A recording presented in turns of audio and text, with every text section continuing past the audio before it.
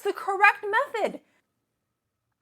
So there's a myth perpetuating about the 80% statistic. 80% of women file for divorce. So what that looks like to the unassuming consumer is that 80% of women blindside their husbands with, I want a divorce. These men who are great husbands, fantastic fathers, are just like, oh my God, I don't know what happened. Things were going fantastic, and all of a sudden, she wants to divorce me. Me! So this is a lie for a bunch of reasons, and I hate that this number is what's floating around, because it's insulting and incorrect.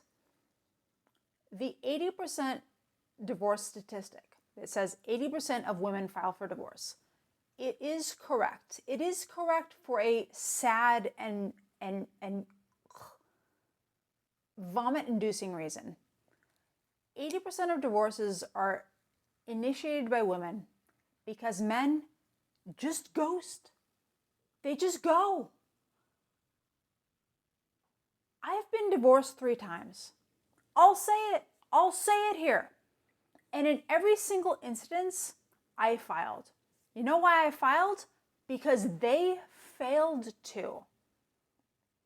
Incidence 1, fraud. Literally fraud. My first divorce, reason for filing, fraud. I had to file. I had to file because he was a fraud, because he was frauding me. That's why I filed. Second divorce, it had been a year and a half. A year and a half since I went out of town on business. Out of town. And I'm like, hey, letting you know, my business has concluded. I'm coming back. I'm excited to come back to the house that I bought us, that I bought us and had paid for. And he said, oh, you can't come back. My girlfriend lives here now. I said, well, she can't live there. We're married. And that's my house. Oh, I'm sorry. I met the love of my life. I said, you know what? I don't know what to counter with that other than I hope you have. But you can't live there.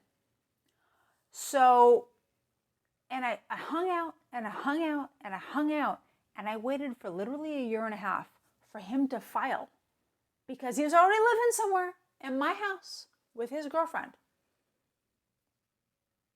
Still married in the state of California. I'm like, hello? Nothing, no paperwork. So I had to file. A year and a half later, a year and a half after you can't come home, I had to file. That's the statistic. I filed again for divorce that I didn't want. A year and a half after separation, waiting, he did nothing.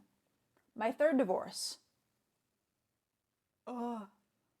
I'm sorry, but I'm going to have to go on to the next phase of my life without you.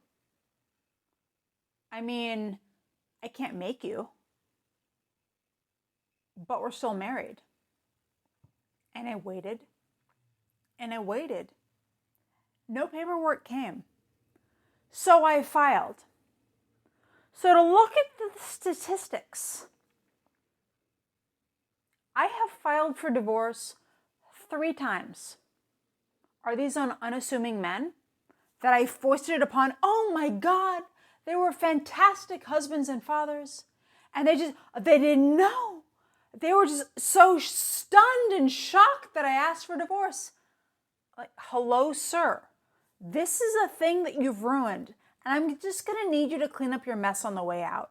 Can you at least do that? No, they couldn't do that. So the statistic stands 80%. 80% of women have to go, hello? Can we at least have the dignity to wrap this up? And the men go, I'm busy doing this other fucking thing. You got it. This is why this statistic exists. Why am I having a problem with this word? Statistic. It's because it's the too many S's and the T's for people who lisp sometimes like me. It's really inconsiderate. So this number floats around. 80%, oh my God, women file for 80% of divorce. And men who haven't been married before look at this and go, well, holy shit, look at that. Why would I ever want to be in sort of a legal contract where 80% of women are just going to blindside me? Holy crap. That's the travesty in this, is that it's making young men who haven't been married before go, oh, yo, to look at these cold hard numbers, the numbers are not in my favor. The numbers are not in their favor because the numbers are skewed. The numbers are skewed by men who go, I don't know, I guess this is your problem. And you know whose fault it is? This is a tough pill. This is a tough pill. It's ours. It's ours for women. It's ours because we take on everything. It's like, you know what? I will make that doctor's appointment. I will buy the wine for this group engagement that we're going to. I will handle everything. All you have to do is maybe put on clean socks, get in the car, and we'll go. And we'll do everything else for you. Literally, all you have to do is shift your body from one location to another, and we'll handle everything. And that bleeds over into lifetime obligations as to, if you no longer wish to be married as a man, you have to then take the steps to no longer be married. Who's giving you advice? Who's telling you to just be like, meh, I'm sure it'll be fine. She'll handle it on her own. Who's telling you that this is the correct method? And then to be upset by the circumstances that, but like, why do I have to pay her money? Like, she trusted me, and I told her to go fuck herself, and like, but why do I owe anything? Whose advice are you getting? Your friend who's never been divorced? Your mom? Is it your mom? I bet it's your mom. I bet it's your mom saying, oh, honey, you're worth so much more. Don't worry about her. I'm here for you. Emotional incest. I am going to circle back for the rest of my life to emotional incest, because you know who has that? Mothers and sons. You know who doesn't have that really? Fathers and daughters. Her telling you, he'll always be mine. Yo. She can have him. It's gross, and I don't know what else to do other than tell men, you lie in the grave that you dig. And ultimately, who are you doing a disservice to? To be an old fogey. It's the younger generations. It's the younger generations who are going to look at that number and be like, 80%, those are gambling numbers. Those gambling numbers say that the odds aren't in my favor, and I'm not going to play the game. And I wouldn't blame them, because looking at those numbers as numbers without understanding why they're in place are terrifying.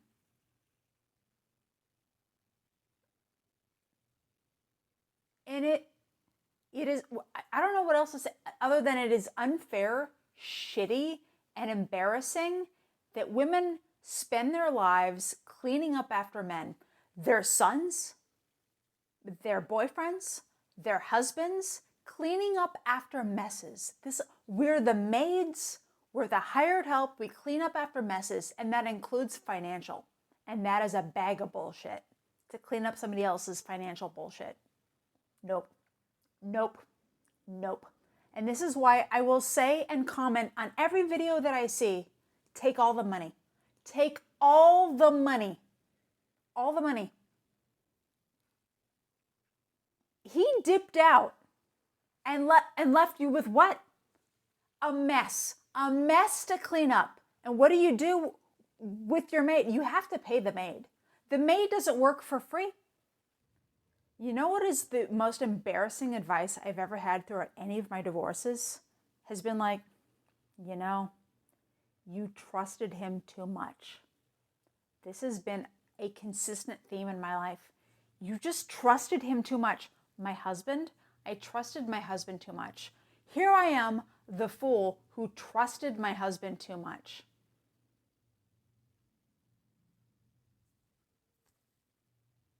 This is where we go. And this is what we teach our daughters. This is what we teach our sons. That, you know what? She'll just trust you. She'll trust you. And if, you fall and you fuck up, she'll pick up after you. And you don't have to do anything. You don't have to do anything. You don't have to worry about anything in your life. She'll just do it. She'll be your new mom. Not only will you have one mom, you'll have two. Because you know what? You know who doesn't just be like, dip out, boo, see ya? Women. Look at the statistics. Look at the numbers. How many men just come home from work and like, oh, where are the kids? What's going on? Hi, honey. Why didn't you come home? Like, the mystery of what the hell happened in this doesn't happen with men. Of, where's my wife?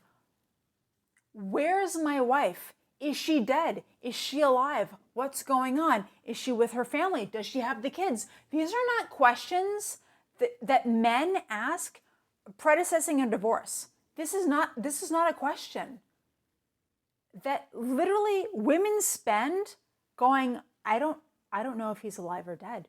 I don't know what state police to call because I literally don't know where he is in order to find the body, in order to move this process along. I don't know. This is not, statistically speaking, a problem that men deal with.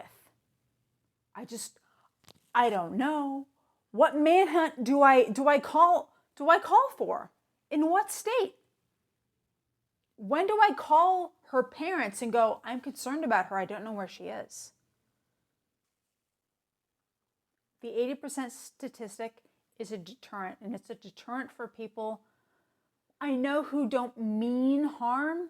I get it. I get it that they don't mean harm on the onset, but are doing harm in the long run by going into dating as young men, as already jaded and already with their heels in the sand going, the odds are not in my favor. Why would I do anything with intent? At the end of the day, my life is going to be graphically upheaved, and what is the point of anything? I feel like people should look at how to not fuck up their lives more than the statistics of how lives are fucked up. More people are worried about divorce than about fixing their marriage. In every single marriage, and again, I said earlier in advance that I've been divorced 3 times. Every single marriage I went into like, no, we're in this. How do we overcome this? What is the problem? You have a girlfriend that you moved into the house? Okay, that I can't change what's happened in the past. How do we overcome this? Because I am dedicated to you. You've moved out of town and I can't come? I don't know who told you that this is an option, but I am ready to join you wherever you go. Oh, I can't. Oh, I have to file for divorce. And I have to, on paper, be the villain in your story for filing against you. Aha.